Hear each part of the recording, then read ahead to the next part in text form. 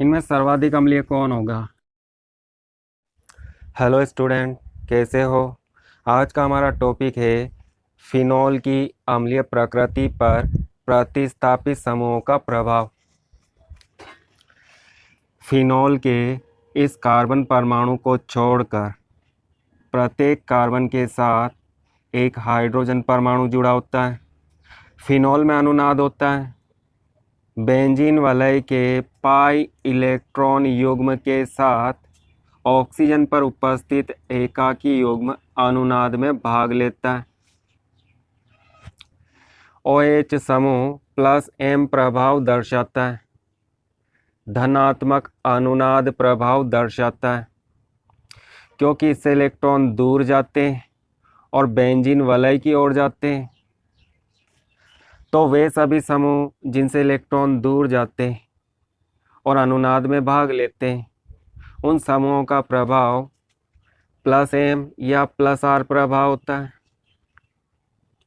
इस प्रभाव के कारण, मतलब अनुनाद के कारण, ऑक्सीजन पर इलेक्ट्रॉन का घनत्व कम हो जाता है, इलेक्ट्रॉन की कमी हो जाती है। तो ऑक्सीजन क्या करती है? OH बंध के इलेक्ट्रॉनों को OH बंध में उपस्थित दोनों इलेक्ट्रॉन को अपनी ओर आकर्षित करती। तो यहाँ से सरलता से H+ आयन अलग हो जाता है। इसी कारण फिनॉल अम्लीय प्रकृति प्रदर्शित करता है। फिनॉल अम्लीय होता है।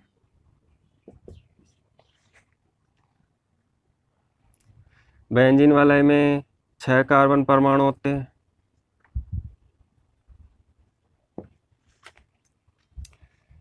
दूसरा कार्बन ऑर्थो कार्बन होता है। तीसरा कार्बन मेटा कार्बन होता है। चौथा कार्बन पेरा कार्बन होता है। और इसी तरह अगर हम इस तरह से नंबर देते हैं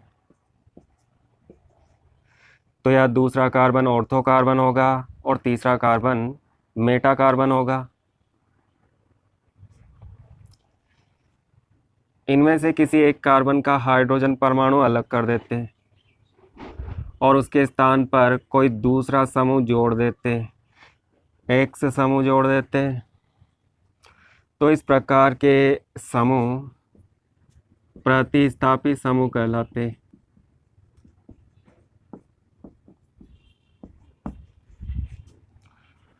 और ये प्रतिस्थापित समूह 2 प्रकार के होते हैं, +I प्रभाव वाले प्रतिस्थापित समूह और -I प्रभाव वाले प्रतिस्थापित समूह। वे सभी समूह जिनका +I प्रभाव होता है उनको इलेक्ट्रॉन प्रतिकर्षी समूह कहते हैं।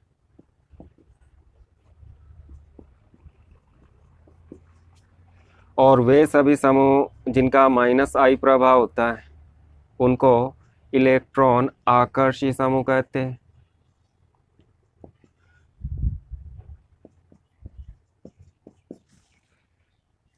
सभी एल्किल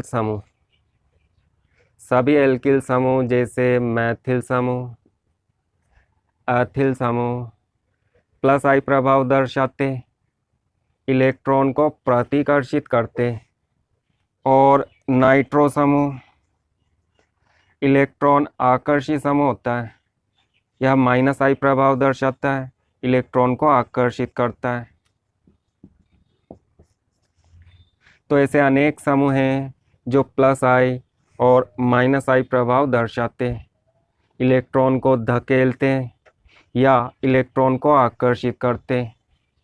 अगर यह समूह +I प्रभाव दर्शाता है, मतलब इलेक्ट्रॉन को प्रतिकर्षित करता है, बंध में उपस्थित इलेक्ट्रॉनों को धकेलता है। अगर यह समूह नहीं होता है तो ऑक्सीजन के इलेक्ट्रॉन युग्म इस बेंजीन वलय के साथ अनुनाद में भाग लेते हैं। ऑक्सीजन पर इलेक्ट्रॉन की कमी हो जाती है तो ऑक्सीजन बंध में उपस्थित इलेक्ट्रॉन को अपनी ओर आकर्षित कर लेती है। यहाँ से सरलता से H+ आयन अलग हो जाता है। परंतु जब यहाँ पर बेंजीन वलय के किसी कार्बन पर +I प्रभाव वाला समूह जुड़ा होता है, इस समूह के +I प्रभाव के कारण बंध के इलेक्ट्रॉन इस ऑक्सीजन की ओर धकेले जाते हैं। इस स्थिति में ऑक्सीजन पर इलेक्ट्रॉन की अधिकता हो जाती है, तो ऑक्सीजन बंध के इलेक्ट्रॉनों को अपनी ओर बहुत कम आकर्षित करती है। तो इसका मतलब है यहाँ से सरलता से H+ आयन अलग नहीं हो पाते।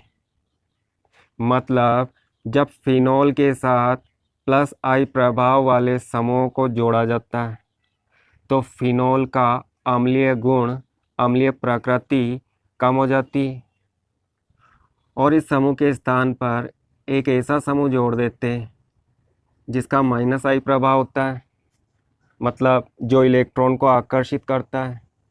तो ऐसे समूह की उपस्थिति में फिनॉल में अम्लीय गुण अधिक होते हैं क्योंकि यह इलेक्ट्रॉन को अपनी ओर आकर्षित करता है, ऑक्सीजन के इलेक्ट्रॉन को अपनी ओर आकर्षित करता है। ऑक्सीजन के इलेक्ट्रॉन इस बेंजीन वलय के साथ अनुनाद में भाग लेते हैं और यह समूह भी इन इलेक्ट्रॉनों को अपनी ओर आकर्षित करता है, तो ऑक्सीजन पर इलेक्ट्रॉन का घनत्व बहुत कम हो जाता है। तो ऐसी स्थिति में ऑक्सीजन तुरंत OH बंध के इलेक्ट्रॉनों को अपनी ओर आकर्षित कर लेती है और सरलता से H+ आयन अलग हो जाता है। इसका मतलब फिनॉल में अम्लीय प्रकृति अधिक होती है जब उसके साथ -I प्रभाव वाले समूह जुड़े होते हैं।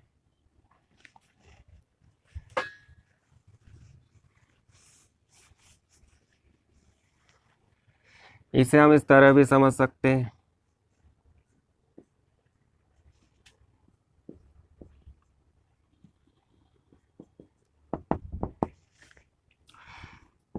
फिनॉल में OH बंध टूटता है तो फिनॉक्साइड आयन बनता है। बंध के दोनों इलेक्ट्रॉन इस ऑक्सीजन पर आ जाते हैं, H+ आयन अलग हो जाता है और इस ऑक्सीजन पर ऋणावेश आ जाता है।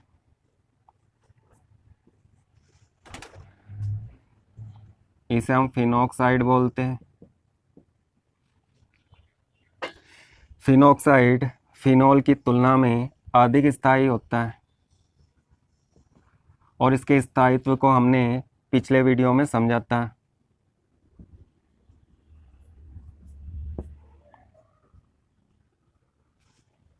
फिनॉल में अनुनाद होता है, फिनॉक्साइड में अनुनाद होता है।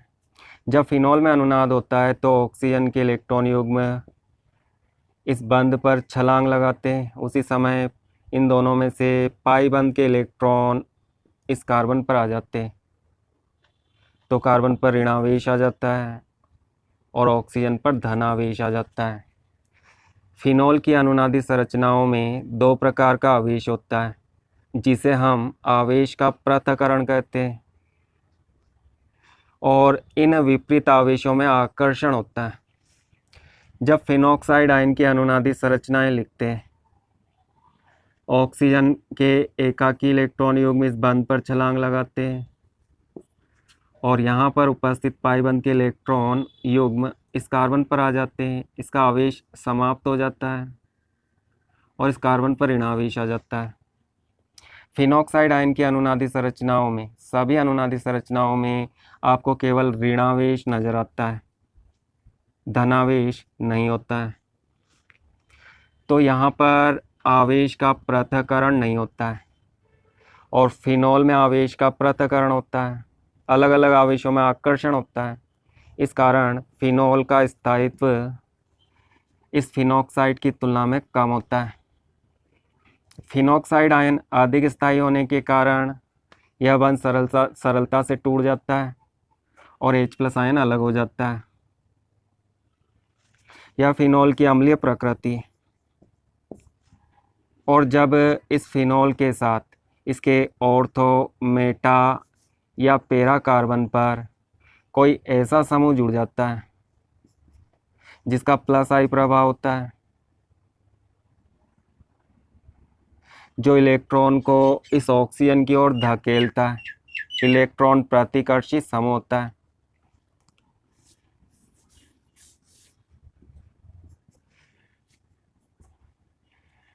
जब यह समूह अपने प्लस आई प्रभाव के कारण इलेक्ट्रॉन को ऑक्सीजन की ओर धकेलता है तो ऑक्सीजन पर इलेक्ट्रॉन का घनत्व अधिक हो जाता है और इसके साथ H+ आयन जुड़ जाता है।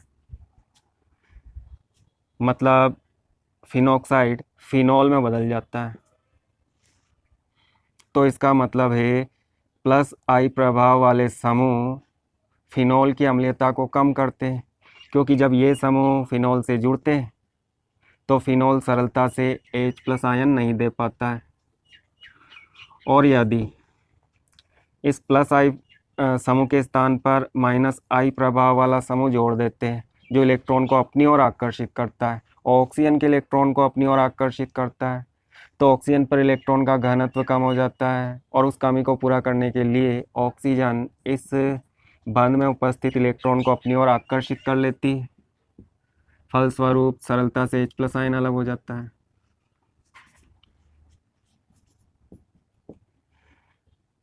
अभिक्रिया आगे की ओर होती है तो माइनस आई प्रभाव वाला समूह फिनॉल की अम्लीयता को बढ़ाता है।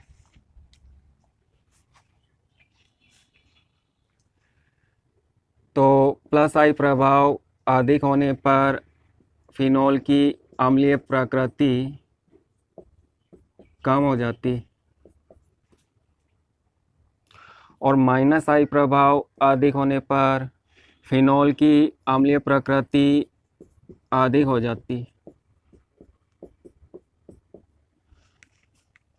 और ये दोनों प्रभाव ऑर्थो और पैरा कार्बन पर अधिक होते हैं।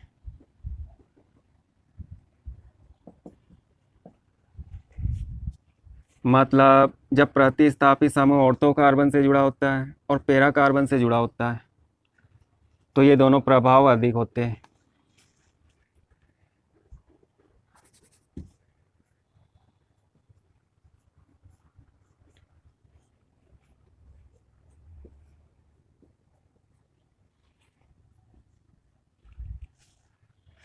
इसे हम फिनॉल बोलते हैं।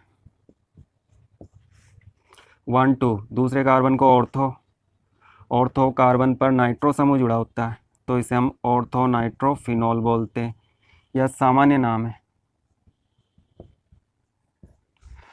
तीसरे कार्बन को हम मेटा कार्बन कहते हैं। 1 2 3 यह तीसरा कार्बन मेटा कार्बन होता है तो इसका सामान्य नाम मेटा नाइट्रो फिनॉल होता है। Meta nitro phenol. 1 2 3 4 चौथे कार्बन को पैरा कहते हैं तो इसका सामान्य नाम पैरा नाइट्रो फिनॉल होता है।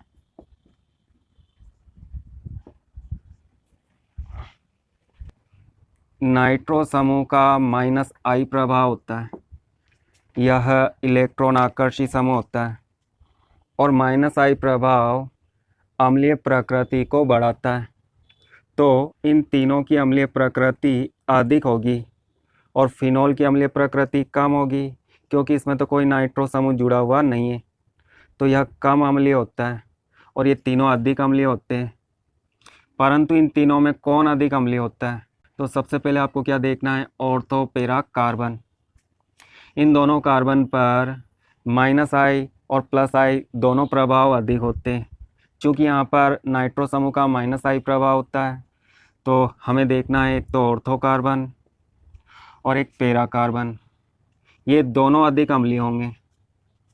ऑर्थो और पैरा कार्बन, ऑर्थो नाइट्रोफिनॉल और पैरा नाइट्रोफिनॉल सबसे अधिक अम्लीय होंगे और उसके बाद मेटा नाइट्रोफिनॉल और अंत में फिनॉल होगा। फिनॉल की अम्लीयता कम होगी। इस नाइट्रो समूह की संरचना को बनाते हैं तो नाइट्रो समूह की संरचना कुछ इस तरह से होती है। ऑक्सीजन की विद्युतीयता अधिक होती है तो इस पर ऋणावेश और नाइट्रोजन पर धनावेश होता है। OH समूह को हम इस तरह से प्रदर्शित कर देते हैं। हाइड्रोजन धनावेशित और ऑक्सीजन ऋणावेशित होती है। इन दोनों समूहों के बीच यहाँ पर हाइड्रोजन बंध बनता है। इस अकेले अणु के अंदर दो समूहों के बीच हाइड्रोजन बंध का निर्माण होता है। जब किसी एक अणु के अंदर हाइड्रोजन बंध का निर्माण होता है तो उस हाइड्रोजन बंध को अंतः आणुक हाइड्रोजन बंध कहते हैं। तो ऑर्थो नाइट्रोफिनॉल में इन दोनों समूहों के बीच हाइड्रोजन बंध बन जाता है। ऋणावेशित ऑक्सीजन इस धनावेशित हाइड्रोजन को आकर्षित करती है। इस हाइड्रोजन बंध के कारण यहाँ से सरलता से H+ आयन अलग नहीं हो पाते, तो ऑर्थो की अम्लीयता इस पैरा की तुलना में कम होती है और पैरा में अधिक होती है। तो यहाँ पर क्रम क्या होगा, पहले पैरा होगा सर्वाधिक अम्लीय और उसके बाद ऑर्थो। तो पैरा नाइट्रोफिनॉल सबसे अधिक अम्लीय है, उसके बाद ऑर्थो नाइट्रोफिनॉल और उसके बाद मेटा नाइट्रोफिनॉल C और अंत में सबसे कम अम्लीय फिनॉल A। तो इन सभी की अम्लीयता का यह घटता क्रम है। घटते क्रम को हम अवरोही क्रम कहते हैं।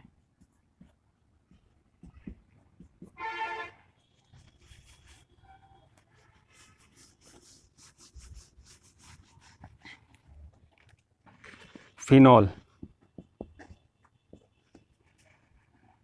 दूसरे कार्बन पर मेथिल समूह होता है तो ऑर्थो मैथिल फिनॉल।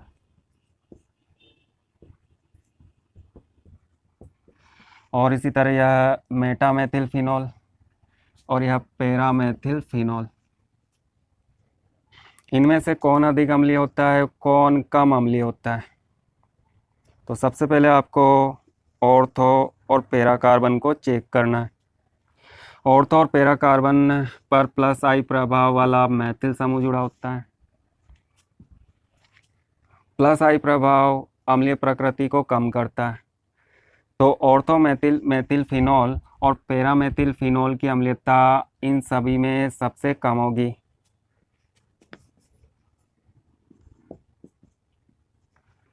और इससे अधिक अम्लीय मेटा वाला होगा और सबसे अधिक अम्लीय फिनॉल होगा, क्योंकि इसमें कोई +I प्रभाव वाला समूह जुड़ा हुआ नहीं।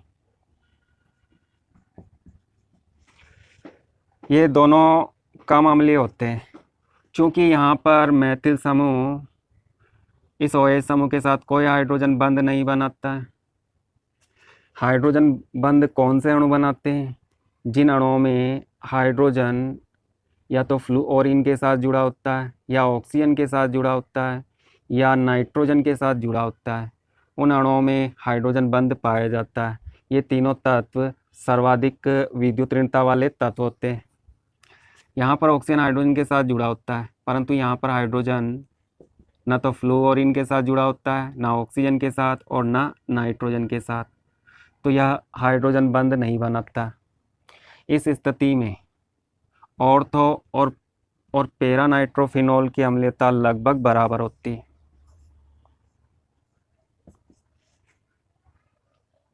दोनों की अम्लीयता कम होती है परंतु लगभग बराबर होती है। तो B व D की अम्लीयता लगभग बराबर है और इससे अधिक अम्लीय मेटा नाइट्रोफिनॉल C और सबसे अधिक अम्लीय फिनॉल A। तो यह हमारा उत्तर होगा। अगर इस तरह का प्रश्न पूछा जाता है तो आपको इस तरह से क्रम बताना होता है, अम्लीयता का बढ़ता क्रम या घटता क्रम। यह अम्लीयता का बढ़ता क्रम है तो इसे हम आरोही क्रम कहते हैं।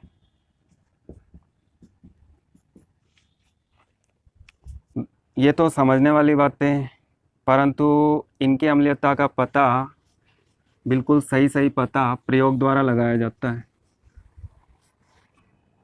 प्रयोग द्वारा कैसे पता लगाया जाता है? तो यह आपको पता होगा कि दुर्बल अम्ल को जल में मिलाकर विलयन बनाते हैं तो वह H+ आयन देता है।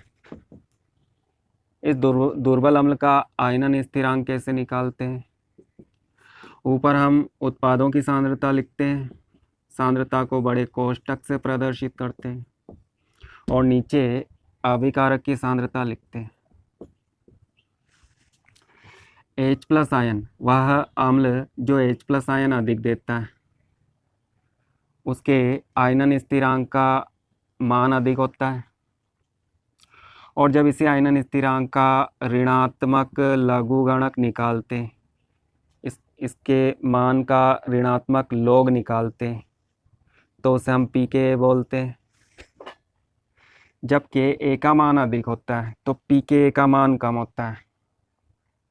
H प्लस आयन अधिक है तो Ka का मान अधिक है। H प्लस आयन कब अधिक होते हैं? जब अम्लीय प्रकृति अधिक होती है।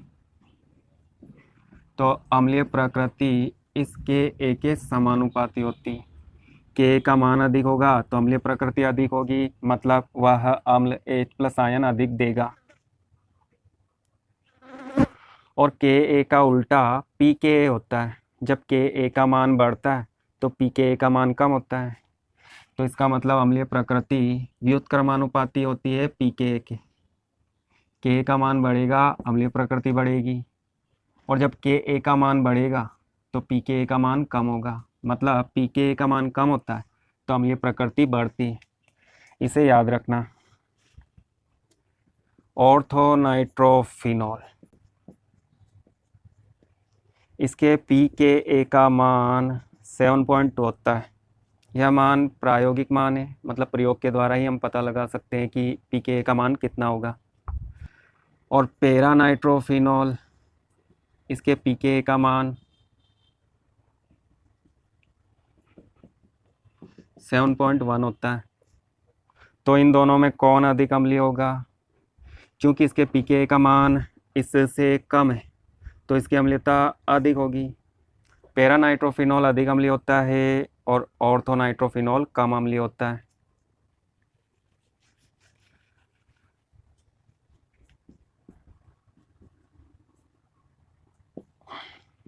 ऑर्थोमेथिल फिनॉल और पैरामेथिल फिनॉल,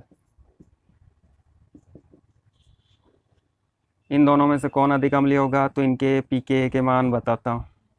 इसके pKa का मान 10.2 होता है और इसके pKa का मान 10.2 होता है। तो इन दोनों की अम्लीयता लगभग बराबर होती है। तो प्लस आई और माइनस आई प्रभाव से हम अंदाज़ा लगा सकते हैं कौन अधिक अम्लीय होता है और कौन कम अम्लीय होता है। परंतु pKa के मान से हमें पूरी तरह से पता चल जाता है कि कौन अधिक अम्लीय है और कौन कम अम्लीय।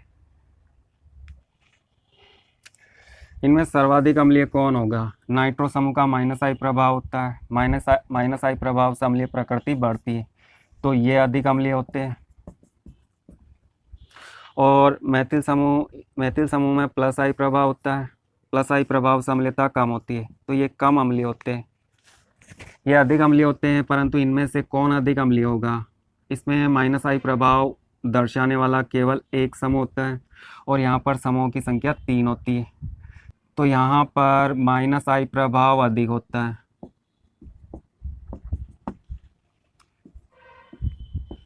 और यहाँ पर माइनस आई प्रभाव कम होता है, तो यह सबसे अधिक अम्लीय होगा।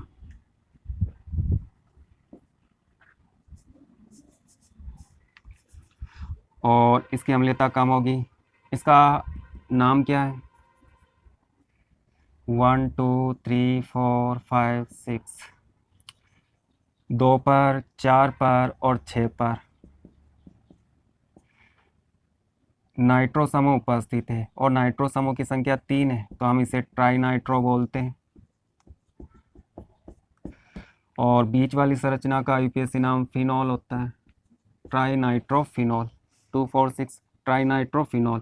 और इसका सामान्य नाम पिक्रिक अम्ल होता है।